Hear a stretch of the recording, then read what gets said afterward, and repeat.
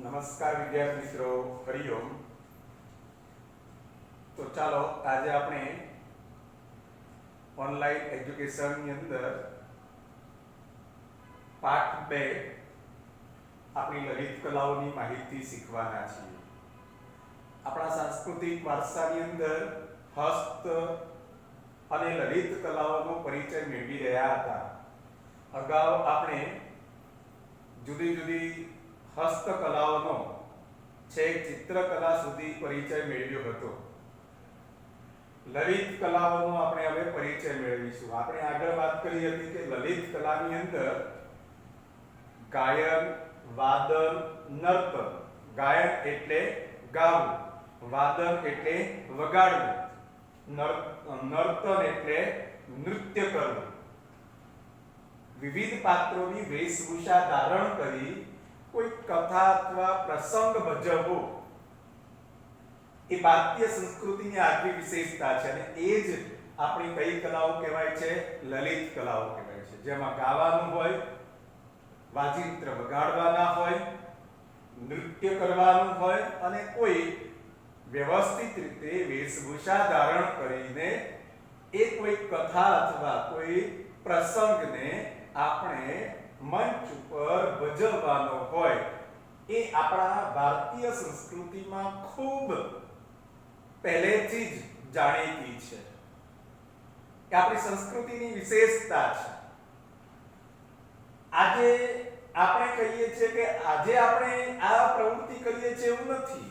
ભારતીય સાહિત્યના જુદા જુદા જે ગ્રંથો છે, વેદો અને તે પછીના, એમાં સૌથી બે મહાન નાટકો રામાયણ અને મહાભારત, આ બંને જે ગ્રંથો છે એ નાટકો કહેવાય છે. અને એ નાટકો એના આધારે આપણે સમાજની અંદર મનોરંજન અને સાથે લોક સંસ્કાર આ બંને આપવાનું કાર્ય આજથી હજારો વર્ષ પહેલા આ બે ગ્રંથો સિવાયના અનેક ગ્રંથો છે. એ બધા દ્વારા આપણે આ બે વસ્તુ આપીએ છીએ, લોક સંસ્કાર અને બીજું શું આપીએ છીએ? મનોરંજન પૂરું પાડીએ છીએ. તો આ લલિત કલાઓને આપણે જાણ્યા પછી આપણી મહત્વની લલિત કલા છે જેનું નામ સંગીત કલા કહેવાય છે. સંગીત એ આપણને બધાને ગમે છે અને એમાં ત્રણ વસ્તુઓ હોય છે: સ્વર, તાલ અને લય. સાથે ગાયન અને વાદન, આ બંને બાબતોનો સમાવેશ કરવામાં આવે. સ્વર એટલે આપણો અવાજ. અવાજ કેવો? તો કે તાલ અને લય સાથેનો. એ સંગીતનો પહેલો ભાગ બન્યો. અને બીજું, એમાં ગાયન અને વાદન એટલે ગાયન એટલે ગાવાનું અને વગાડવાનું. આ બધાની સાથે સંગીત તૈયાર થાય છે. આપણા સંગીતની અન્ય વિશ્વના દેશોના સંગીતથી કઈ રીતે અલગ પડે છે? તો સ્વર, તાલ અને લય, આ ત્રણેય દ્રષ્ટિએ ભારતીય સંગીત વિશ્વના અન્ય દેશોના સંગીતથી અલગ પડે છે. બરાબર યાદ રાખજો. સ્વર, તાલ અને લય, આ ત્રણેય દ્રષ્ટિએ ભારતીય સંગીત વિશ્વના અન્ય દેશોના સંગીતથી અલગ તરી આવે છે. કારણ કે આપણા ભારતીય સંગીતની અંદર સ્વર, તાલનું મહત્વ ઘણું વધારે છે. જ્યારે અન્ય દેશો, વેસ્ટર્ન જે કહેવામાં આવે છે, પશ્ચિમી દેશો, એ પશ્ચિમી દેશોમાં આ સ્વર, તાલ અને લયનું કોઈ મહત્વ નહીં.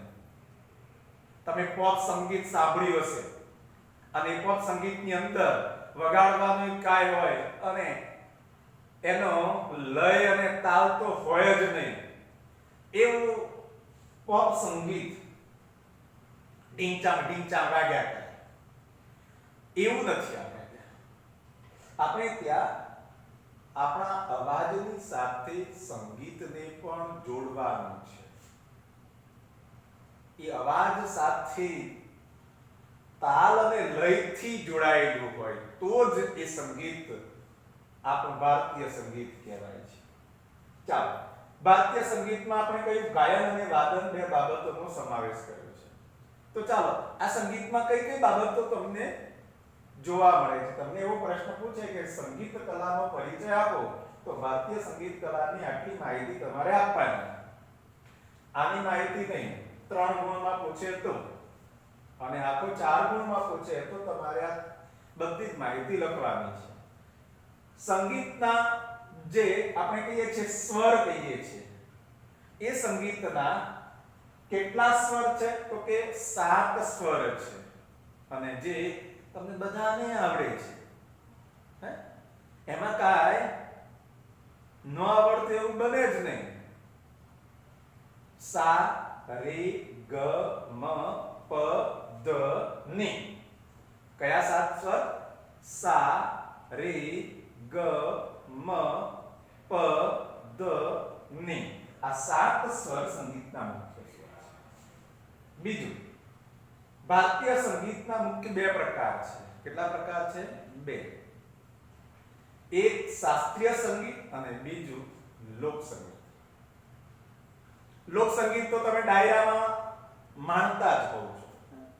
ડાયરો જામ્યો હોય એટલે દુહા, છંદ, લોકગીત, ભજન, આવું તમને જે શાસ્ત્રીય સાથે ન જોડાયેલું હોય, લોકોએ જ એ સંગીતને પોતાના જે ઢબ કહેવાય વિસ્તારની, એ ઢબ સાથે એને જોડી દીધેલું હોય, એ લોક ડાયરો છે. જ્યારે શાસ્ત્રીય સંગીત એ આપણે ચોક્કસ તાલ અને લય સાથે શીખવામાં આવે અને પછી એ આપણે રજૂ કરી શકીએ. જ્યારે લોક સંગીતમાં કોઈ શીખવાનું નથી. એનું નામ જ છે લોક સંગીત. લોકો દ્વારા રજૂ થતું સંગીત હોય છે. ડાયરામાં લોકો જ રજૂ કરે છે. જેને ફાવે તેવું ભજન ગાયા કરે, એનો સ્વર ગમે તેવો હોય, એ ગમે તે પ્રકારના તાલથી ગાતા હોય, આવી વિશેષતા છે. ચાલો, બીજું, ભારતીય સંગીતના મુખ્ય 5 રાગો છે. ભારતીય સંગીતના મુખ્ય કેટલા રાગો છે? 5.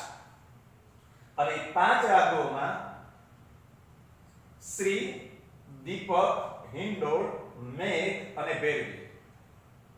ભારતીય સંગીતના મુખ્ય 5 રાગોની અંદર કયા 5 રાગો છે? શ્રી, દીપક, હિંડોળ, મેઘ અને ભૈરવી. આ બધા જે રાગો છે એ રાગો ભગવાન શંકરના પંચમુખેથી પ્રસિદ્ધ થયા છે એવું આપણે માનીએ છીએ. કોના મુખેથી?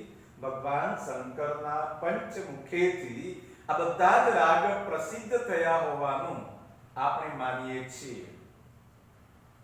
તો બરાબર યાદ રાખો, સંગીતના 2 પ્રકાર, શાસ્ત્રીય સંગીત અને લોક સંગીત. શાસ્ત્રીય સંગીતના 5 રાગ હોય, શ્રી, દીપક, હિંડોળ, મેઘ અને ભૈરવી. આ બધા જ રાગ ભગવાન શંકરના પંચમુખેથી પ્રસિદ્ધ થયા છે.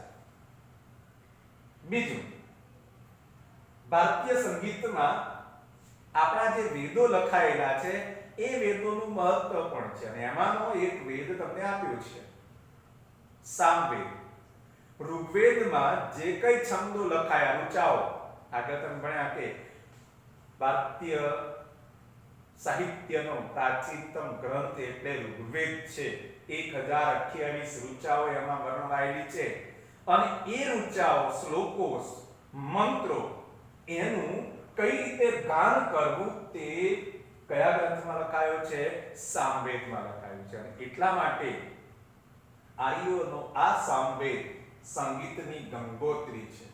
એ સંગીતનો વેદ કહેવામાં આવે છે, કારણ કે તેમાં કઈ રીતે શ્લોકોને ગાન કરવું તેનો પ્રયાસ, આપણે કહીએ ને અલંકારો હોય તેના જુદા જુદા પ્રકારે આપેલું હોય, સલભાગ એવું કંઈક આવે ને, એ પ્રકારનું તેમાં વર્ણન કરેલું છે. શામાં?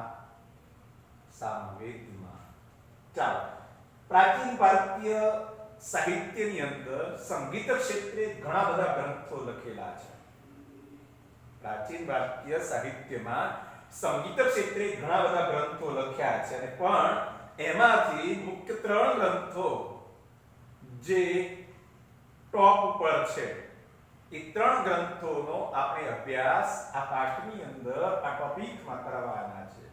કયા 3 ગ્રંથો છે? તો એક સંગીત મકરંદ, બીજું સંગીત રત્નાકર, ત્રીજું સંગીત પારિજાત.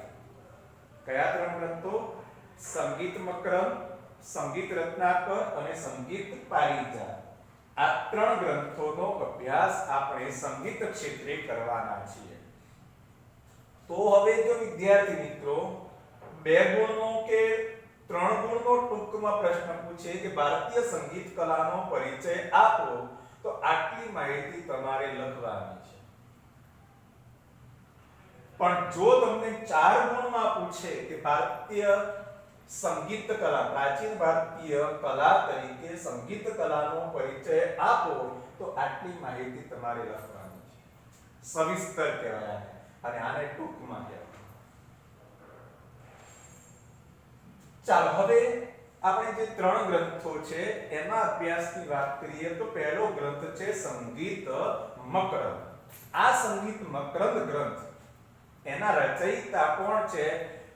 સંગીત ક્ષેત્રના પ્રખર જાણકાર, તજજ્ઞ કહેવામાં આવે, નિષ્ણાત કહેવામાં આવે. એ નિષ્ણાત પંડિત નારદે ઈસવીસન 900 માં આ સંગીત મકરંદ ગ્રંથ લખેલું છે.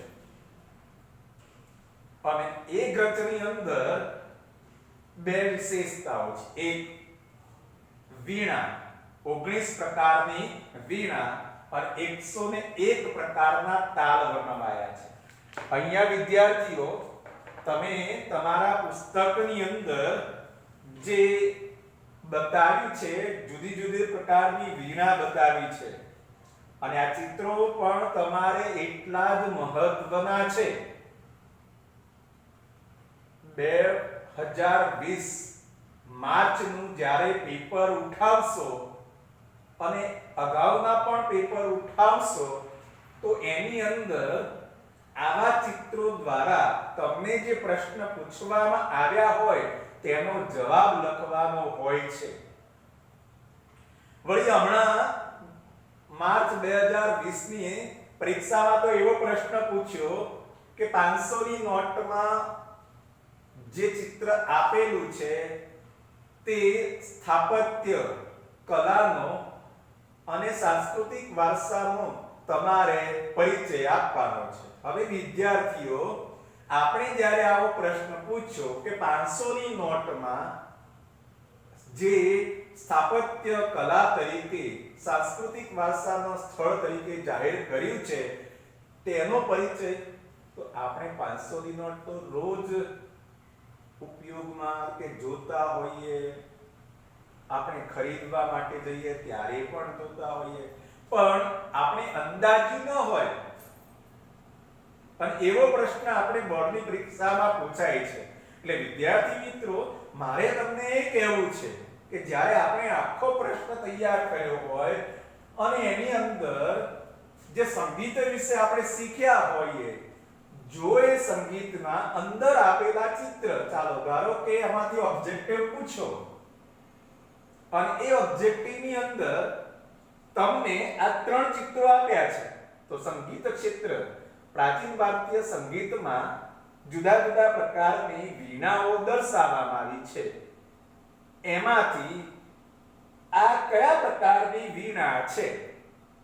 ચિત્ર આપ્યું હોય, હવે તમે વીણા 19 પ્રકારની બતાવી છે. હવે એ ચિત્ર તમને અહીંયા બતાવ્યું છે, તો એ ચિત્રની અંદર હું આ તમને નજીક એટલા માટે રાખું છું કે તમે જોઈ શકો. હવે તમારે એ 3 જે વીણા છે એના ચિત્ર તમારા મગજમાં હોય તો તમે એનો જવાબ આપી શકો.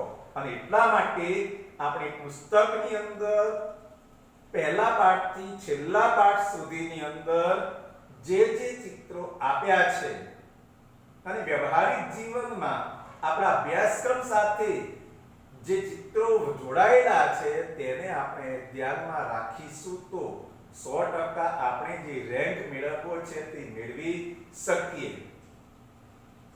ખ્યાલ આવ્યો કે નહીં વિદ્યાર્થી મિત્રો? તો અહીંયા જો તમને તાનપુરો બતાવ્યો છે, પછી છે બીજું સિતાર છે, અને ત્રીજું તમને બતાવ્યું છે સારંગી. આ ત્રણ ચિત્રો વીણાના છે અને એ ચિત્રોને તમારે યાદ રાખવાના હતા. ગઈકાલે મેં તમને કહ્યું હતું કે ચિત્રકલામાં પણ આવું એક ચિત્ર છે અને એ ચિત્ર તમને બતાવ્યું છે પદ્મપાણી અજંતા, એટલે કે અજંતાની ગુફાઓમાં પદ્મપાણી, આ ચિત્ર પદ્મપાણીનું છે. તો આવી રીતે આપણે વિદ્યાર્થી મિત્રો આપણે શીખવાનું છે. હવે જોયું કે સંગીત મકરંદમાં નારદે ઈસવીસન 900 માં આ ગ્રંથ લખ્યો હતો, જેમાં 19 પ્રકારની વીણા અને 101 પ્રકારના તાલ વર્ણવાયા છે. બીજા ગ્રંથની વાત કરીએ, બસ આટલી જ માહિતી તમારે એમાં યાદ રાખવાની. આપણે વિશેષ ગ્રંથોની માહિતી નથી જોવાની. સંગીત રત્નાકરની વાત કરીએ. સંગીત રત્નાકર પંડિત સારંગદેવ, જે સંગીતના તજજ્ઞ હતા, અને તે સારંગદેવે આ ગ્રંથ લખ્યો છે. બીજું કે તેઓ દૌલતાબાદ એટલે આપણે જાણીએ છીએ કે મધ્ય ભારતની અંદર આવેલો આ એક મોટો કિલ્લો ત્યાં હતો. એ કિલ્લો ઊંચાઈ ઉપર આવેલો છે અને એ દૌલતાબાદમાં કોણ રહેતું હતું? પંડિત સારંગદેવ. એટલે બરાબર યાદ રાખો કે ઉત્તર ભારત અને દક્ષિણ ભારત, આ ઉત્તર અને દક્ષિણ ભારતના સંગીતથી તેઓ ખૂબ પરિચિત હતા.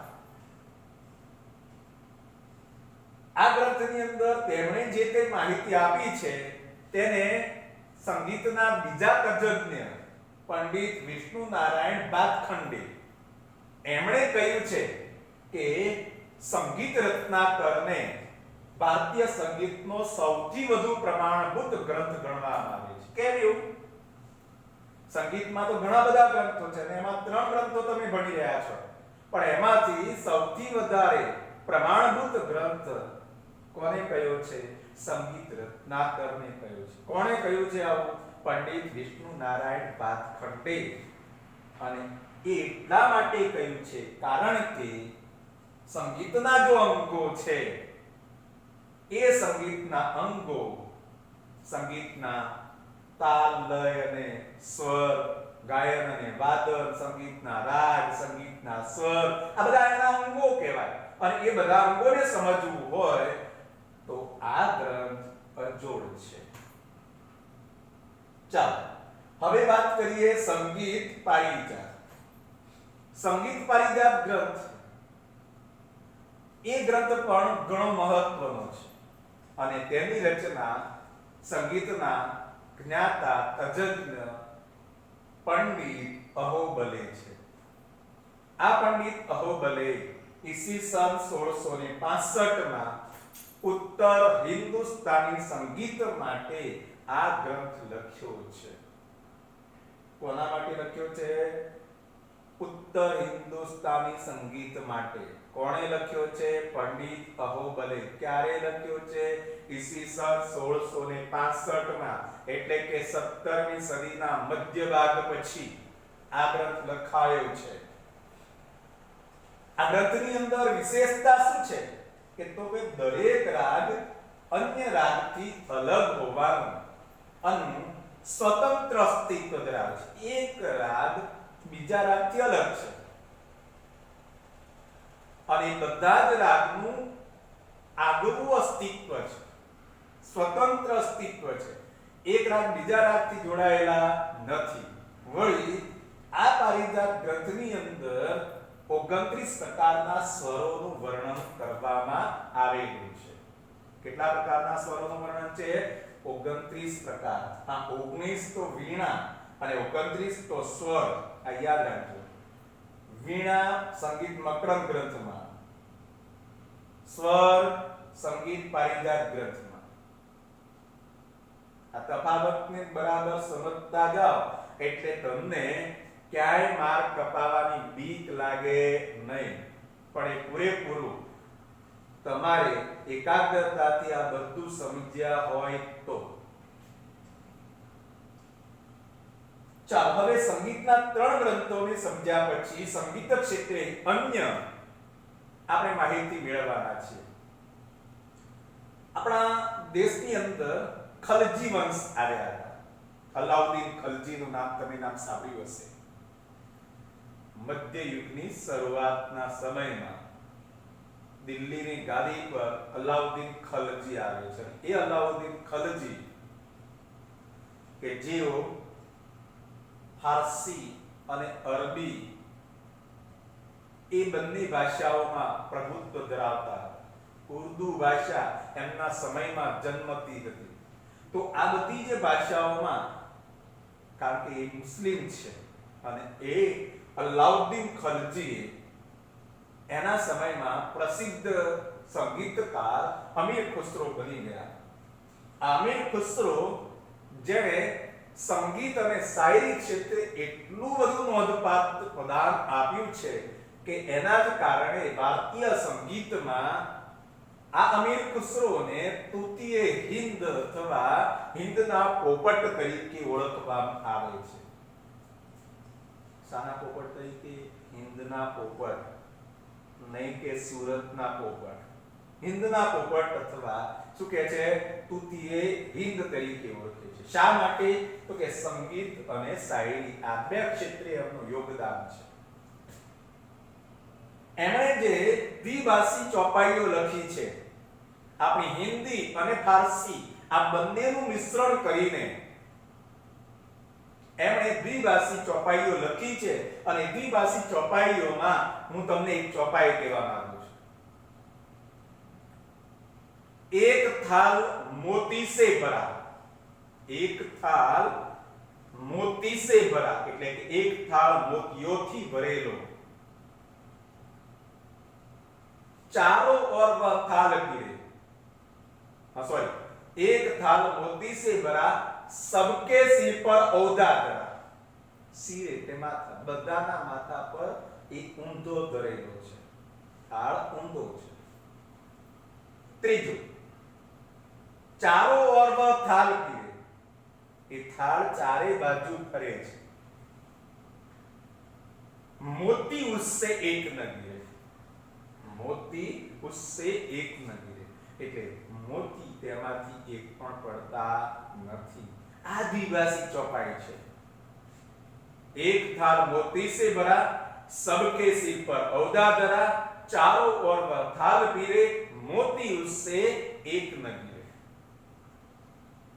એણે જે આ દ્વિભાષી ચોપાઈ રચી છે એનો અર્થ થાય છે, એનો એક આપણે શબ્દમાં કહેવું હોય તો તારાઓથી ભરેલું આકાશ. શાનાથી ભરેલું? તારાઓથી ભરેલું આકાશ. એટલે કે ભારતની જે આ આકાશ અને ભારતની જે ઋતુઓ છે એનું વર્ણન કરેલું છે. એને કારણે તેને તૃતીય હિન્દ તરીકે ઓળખાવે છે. 15મી અને 16મી સદી ભારત માટે ભક્તિ આંદોલનનો સમય કહેવાય છે.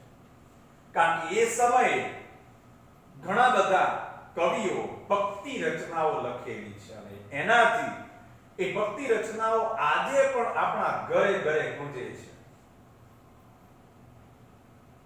કવિ નરસિંહ મહેતા, મીરાબાઈ, પ્રેમાનંદ, પછી સુરદાસ, તુલસીદાસ, કબીર, ચૈતન્ય મહાપ્રભુ આવા પ્રખ્યાત કવિઓ થઈ ગયા. અને એ કવિઓએ ભક્તિ આંદોલનના સમયમાં એટલો બધો સંગીત ક્ષેત્રે પોતાની રચનાઓ લખી છે. કોઈને કોઈ, ધારો કે સુરદાસ છે તો શ્રી કૃષ્ણના જીવન ઉપર એમણે આખા ગ્રંથો લખ્યા છે. કબીર છે તો તેણે સમાજની અંદર જે અંધશ્રદ્ધા ચાલતી હોય, સમાજની અંદર જે બાહ્ય આડંબર હોય એનો ખુલ્લે આમ વિરોધ કર્યો છે. ચૈતન્ય મહાપ્રભુએ એક નવી ભક્તિ ગીતનો શરૂઆત કર્યો. નરસિંહ મહેતાએ ભજનો, મીરાબાઈના પદો, આ બધા જ ભક્તિ ગીતો કહેવાય છે. એનાથી આજે પણ આપણે ત્યાં નરસિંહ મહેતાના ભજનો ગવાય. એક આખો સમય હતો. ત્યાર પછી આપણે વાત કરીએ 15મી સદીની અંદર સ્વામી હરિદાસના જે શિષ્ય હતા, અને એ સ્વામી હરિદાસના શિષ્ય જેને આપણે કહીએ અકબરના સમયમાં થઈ ગયા. કયા રાજાના સમયમાં થઈ ગયા? અકબરના સમયમાં. એનું નામ તમને ખબર હશે, બેઈજુ બાવરા અને તાનસેન. આ બેઈજુ બાવરા અને તાનસેન એ બંનેને સંગીતના અણમોલ રત્ન કહ્યા છે. કોના સમયમાં થઈ ગયા? સ્વામી હરિદાસ અકબરના સમય. અને તે સ્વામી હરિદાસ એમના ગુરુ કોના? બેઈજુ બાવરા અને તાનસેનના. કયા રાજાના સમયમાં? તો અકબરના સમયમાં થઈ ગયા. આ બંનેને સંગીતના અણમોલ રત્ન કહેવામાં આવે છે. અને છેલ્લી વાત કરીએ, ગુજરાતે પણ સંગીત ક્ષેત્રે બહુ મોટું યોગદાન આપ્યું છે. અને એ યોગદાનની અંદર આપણી સંગીતની બે બહેનોનું નામ છે, જેને ગુજરાતના સંગીતની જે આપણે શું કહીએ બેલડી કહીએ છીએ, સંગીત બેલડી. ગુજરાતના સંગીતની બેલડી છે. બેલડી એટલે બે બહેનો, એક તાના અને રીરી. આજે પણ વડનગર જે છે ઉત્તર ગુજરાતની અંદર આવેલા આ વડનગરમાં એ તાના રીરીની સમાધિ આવેલી છે. તો આ બંને બહેનોએ સંગીત ક્ષેત્રે બહુ મોટું યોગદાન આપ્યું હતું અને આજે તે ગુજરાતની સંગીત બેલડી તરીકે ઓળખાય છે. તો ભારતીય સંગીતનો પરિચય આપો. સવિસ્તર પ્રશ્ન પૂછાય તો આટલી માહિતી તમારે લખવાની છે. દરેક વિદ્યાર્થીને સમજાયું હશે અને એ પાકું કરીને તમારે નિરાંત અનુભવવાનું છે. બસ દરેક પ્રશ્નને જ્યારે સમજ્યા પછી પાકું કરવા માંડો એટલે ઘણી વારમાં પાકું થઈ જાય. ચાલો, બધાને હરિઓમ.